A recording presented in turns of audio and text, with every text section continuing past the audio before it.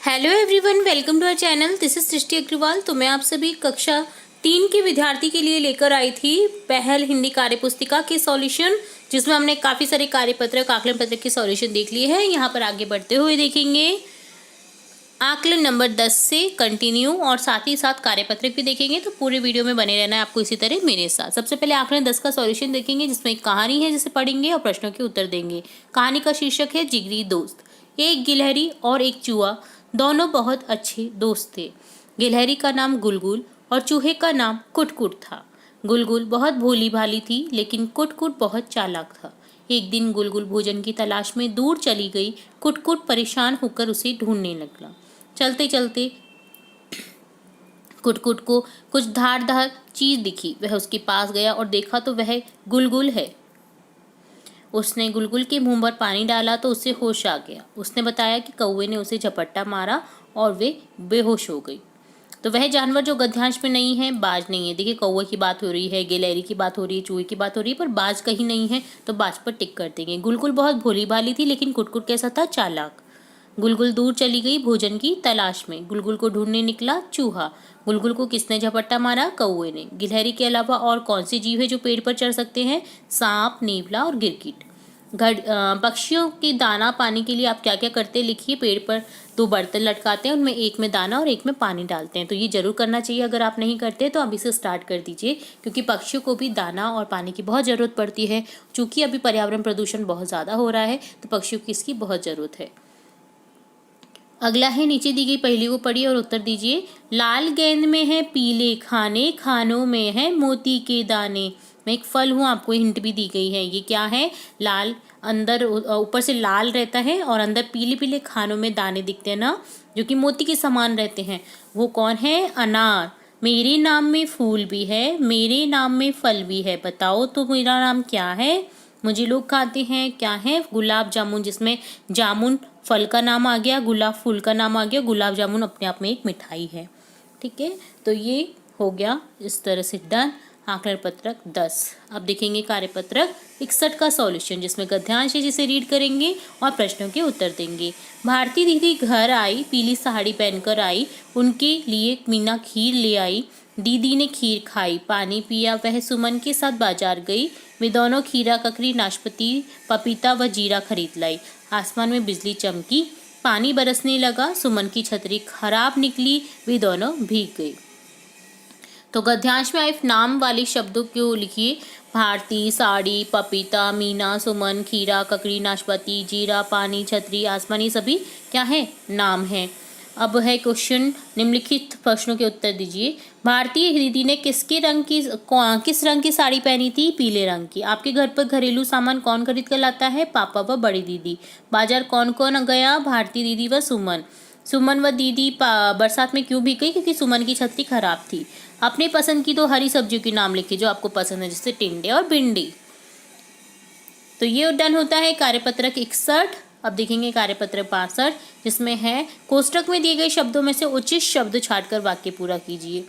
तो शेर जंगल से शेर के लिए होगा भागा, गाय बाड़े से भागी। तो यहाँ पर देखिए, आपको दिख रहा है अपोजिट लिंग वाले वाक्य। जैसे शेर क्या है? एक व्यक्ति पुरुषवाचक लिंग है, जिसमें आया है पुल्लिंग है, तो यहाँ पर हो जाएगा पुल्लिंग के लिए भागा। और गाय स्त्रीलिंग है, तो यहाँ पर हो जाएगा भागी। गाय दौड़कर आई होगा, कुत्ता दौड़कर आया। बिल्ली दूध पी गई, ऊंट पानी पी गया। खरगोश डर गया, चुईया डर गई। लड़का दौड़ा, लड़की दौड़ी। लिंग बदल कर लिखिए, जैसे बेटा का बेटी, माता का पिता, राजा रानी, शेर शेरनी, काका काकी, नर नारी, मोर मोरनी, बकरी बकरा, बाघ बाघीन, हाथी हथीनी। तो आपको अपोजिट लिंग लिखने थे, पुल्लिंग का स्त्रीलिंग। तो ये डन होता है कार्यपत्रक 62। अब देखेंगे कार्यपत्रक 63, जिसमें है निम्नलिखित शब्दों के सही बहुवचन के विकल्प पर सही का निशान लगाना है। माला का मालाएं हो जाएगा, माले नहीं होता है, मालाएं होता है ना। आप वाक्य में प्रयोग कीजिए। वह मालाएं पिरो रही थी। लड़का लड़के, गांव गांवों, जैसे वो कई गांवों में गया, कई गांव में नहीं होता है ना। तो आप वाक्य में प्रयोग करके इनका उपयोग देख सकते हैं। नीचे दिए गए शब्दों में से उचित शब्द छांटकर वाक्य पूरा कीजिए। विद्यालय में 10 क्या हैं? कमरे हैं। चिड़ियाघर में क्या है? बच्चे बैठे हैं। वह आगरा जाएगा। मैं आम खाऊंगा। खाऊंगा के लिए हो जाएगा मैं। निम्नलिखित शब्दों में से बहुवचन शब्द छांटकर लिखिए, जैसे बच्चे, हम, वे, कथाएं, पौधे, जूते, जलेबियाँ, आंखें।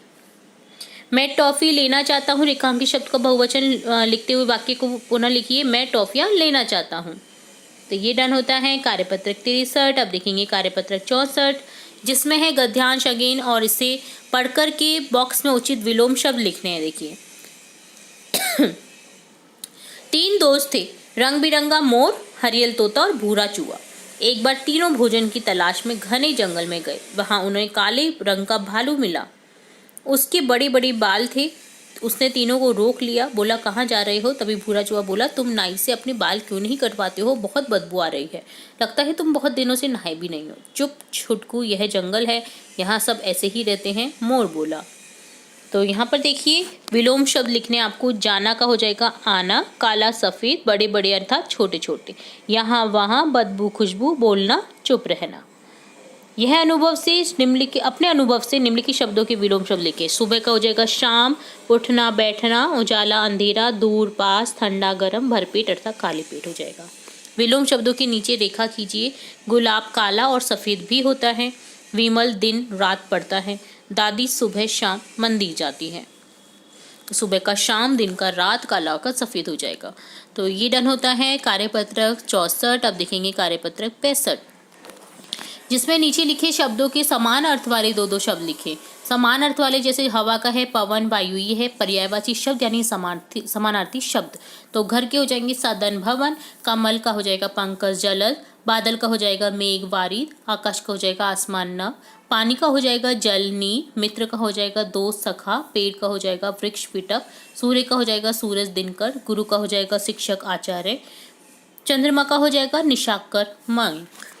तो हमने हमारे चैनल पर पर्यायवाची की सीरीज़ भी स्टार्ट कर दी है, तो आप जरूर से एक बार चेकआउट करें हमारे चैनल पर जाकर के और उन वीडियोस को लर्न करें, ताकि आपके पर्यायवाची से संबंधित जो भी प्रश्न हो वो करेक्ट हो सके और आपके नंबर पूरे में से पूरे आए पर्यायवाची में। तो यही डन होता है कार्यपत्रक 65 का सॉल्यूशन। तो यहाँ पर हमने देखा कार्यपत्रक 65, 64, 63, 62, 61 और आकलन पत्रक 10 का सॉल्यूशन। उम्मीद है सभी के सॉल्यूशन अच्छे से समझ आए होंगे और इसी तरह जुड़े रहें और भी इम्पोर्टेंट वीडियोस देखने के लिए, आगे के कार्यपत्रक देखने के लिए हमारे चैनल के साथ। वीडियो को पूरा देखने के लिए धन्यवाद।